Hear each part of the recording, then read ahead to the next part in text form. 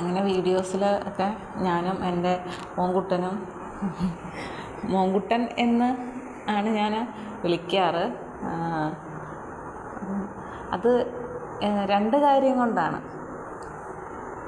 എൻ്റെ അപ്പച്ചിമാരൊക്കെ ഞങ്ങൾ 3 പെൺകുട്ടികളെയും മോൻ എന്ന് ചേർത്താണ് വിളിക്കാറ്.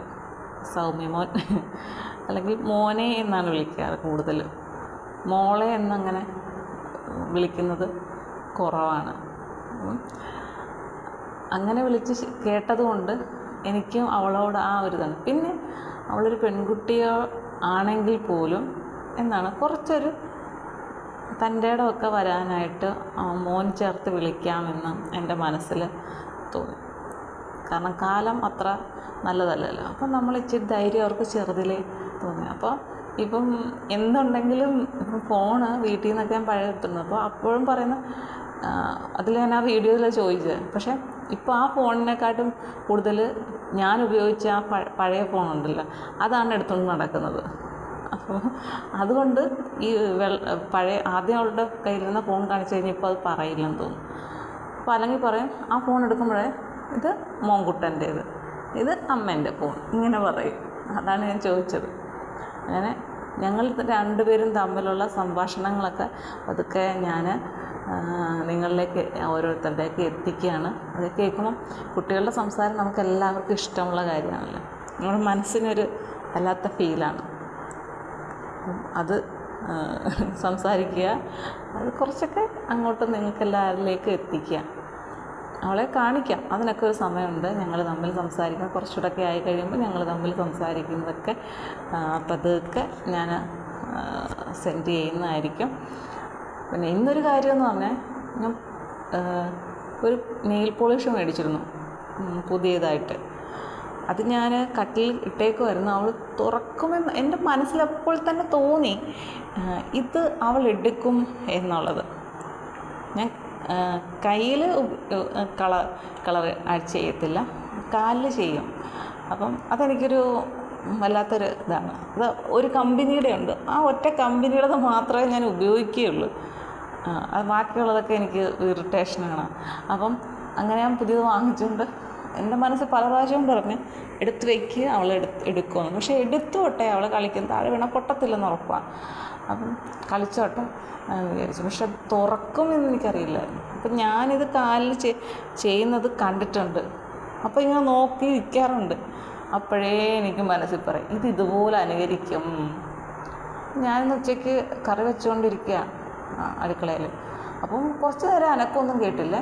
പിന്നെ ഒരു പാട്ടും ഒക്കെ കേൾക്കുന്നു, എന്തൊക്കെയോ പറയുന്നുണ്ട്. അപ്പം ഞാൻ ഓർക്കും ചെയ്തില്ല, ഇത്ര നേരം അനക്കമില്ലാതെ പെട്ടെന്ന് ഉണ്ടെന്ന് പാട്ടൊക്കെ വരുന്നത് എന്ന് കരുതി ഞാൻ തിരിഞ്ഞു നോക്കിയപ്പം ആൾ വരുന്നുണ്ട്. കയ്യിൽ ആ നെയിൽ പോളിഷിൻ്റെ കുപ്പിയൊക്കെ തുറന്ന് അത് അങ്ങോട്ടും ഇങ്ങോട്ടുമൊക്കെ തിരിച്ച് വരുന്നു. ഞാൻ എടുത്തു നോക്കിയപ്പം കാലയിൽ നഖത്തേലടിച്ചാൽ. അപ്പം ആ വിരലിലെല്ലാം, വിരലിൻ്റെ ചുറ്റും, കാലയിൽ അവിടെ ഉടുപ്പയിൽ, കയ്യിൽ ഒക്കെ ആയിട്ട് ഒരു നിമിഷം ഞാൻ എന്ത് ചെയ്യണമെന്നറിയാം. ഞാൻ എന്നെയൊക്കെ കൺട്രോൾ ചെയ്തു. വഴക്കുറയിൽ തല്ലരുതെന്ന് ഞാൻ ആദ്യമേ തന്നെ മനസ്സിലുറപ്പിച്ചു. അപ്പോൾ എനിക്ക് തല്ലാനൊന്നും തോന്നിയില്ല. പക്ഷെ പെട്ടെന്ന് ഞാനൊരു ദൈവമേ ഇത് പൊള്ളുവോ വല്ലതും ചെയ്യുമോ എന്നാ ഒരു പേടി വന്നിട്ട് ഞാൻ കൊടുത്തു 2 എണ്ണം. അപ്പോൾ എന്നിട്ട് ഞാൻ നോക്കിയപ്പോൾ ഹാളിൽ തറയിലിരുന്ന ഇതൊക്കെ അടിച്ചുകൊണ്ടിരുന്നതെന്ന് തോന്നുന്നു. അപ്പോൾ ഹാളിൽ അവിടെയൊക്കെ കളറുണ്ട്. അത് പിന്നെ എങ്ങനെയെങ്കിലും പോകും. പിന്നെ റൂമിൽ ചെന്ന് നോക്കിയപ്പോൾ അവിടെ ബെഡേൽ ഇച്ചിരി ഒഴിച്ചിട്ടുണ്ട്. താഴെ ഞാൻ ദൈവമേ ആകെപ്പാട് ചെറിയൊരു കുപ്പിയോ അതിൽ 3/4% അവൾ ഉപയോഗിച്ച് കഴിഞ്ഞെന്നാണ് എനിക്ക് തോന്നുന്നത്. ഞാൻ ഒറ്റ പ്രാവശ്യം പോലും ഉപയോഗിച്ചില്ലല്ലോ എന്ന് ചോദിച്ചു. പിന്നെ അതിൻ്റെ ബഹളവും കരച്ചിലും ഒക്കെ ആയിരുന്നു.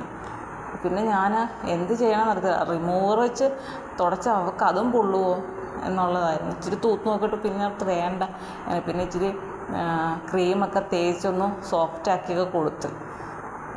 പിന്നെ അത് കുറേയൊക്കെ തനിയായിരുന്നു പൊളിക്കുന്നുണ്ട്.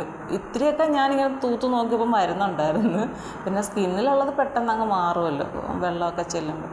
നഖത്തിലുള്ളതൊക്കെ പതുക്കെ പോവുമായിരിക്കും. കുട്ടികളുടെ ആകുമ്പോൾ അവരവിടെ ഇവിടെയൊക്കെ ചെന്ന് കാലൊക്കെ മുട്ടുകയൊക്കെ ചെയ്യുമല്ലോ. അപ്പോൾ അതങ്ങ് ഉരഞ്ഞുരഞ്ഞ് പോകുമെന്നൊക്കെ പ്രതീക്ഷിക്കുന്നു. എന്നിട്ട് ഇന്ന് ഞാൻ പറയുകയും ചെയ്തു, ഇപ്പം വെളിയിലോട്ട് ഇറങ്ങുമ്പോൾ എല്ലാവരും ചോദിക്കും ഇതെന്ത് പറ്റിയെന്ന്. അപ്പോൾ നീ തന്നെ പറഞ്ഞോണം ഇതെന്ത് ചെയ്തതാണ് എന്ന് പറഞ്ഞോണമെന്ന് പറഞ്ഞു. അവൾക്കെന്ത് മനസ്സിലാവാനാണ്, പാവം. തല്ല് കൊണ്ടിട്ടുണ്ട്, അതൊരു കാര്യം. പിന്നെ ഞങ്ങൾ വൈകുന്നേരം പൂവൊക്കെ പറിച്ചു. കുറച്ചുണ്ട് ഇന്ന്. അപ്പം ഞാൻ ആലോചിച്ചു ഇന്ന് ആർക്ക് കൊടുക്കും എന്നാലോചിച്ചു. അപ്പോൾ ഇവിടെ അടുത്തുള്ളൊരു അമ്മൂമ്മ വന്നു. അപ്പോൾ അമ്മൂമ്മയുടെ കൊച്ചുമോൾ അതിപ്പം +1 അപ്പം അതിനൊക്കെ മുമ്പ് ഒരു പ്രാവശ്യം ആ അമ്മൂമ്മ ഇവിടെ വന്നു. അപ്പം എനിക്ക് ഒത്തിരി റോസയുണ്ടായിരുന്നു. ഇപ്പോഴതെല്ലാം കണക്കായിപ്പോയി, എല്ലാം മോശമായി പോകുന്നു. 3-4-5 ചെവിടേ ഉള്ളൂ ഇപ്പം. അതും മിക്കവാറും 1-2 കളറിലേ ഉള്ളതേ ഉള്ളൂ. വേറെയൊക്കെ കളറുണ്ടായിരുന്നു. ഒരെണ്ണമൊക്കെ ഇങ്ങനെ നിൽക്കുകയാണ്, എന്തോ കീടങ്ങൾ അതിനെ ആക്രമിക്കുകയാണ്. ഒന്നും അങ്ങോട്ട് ശരിയാവുന്നില്ല.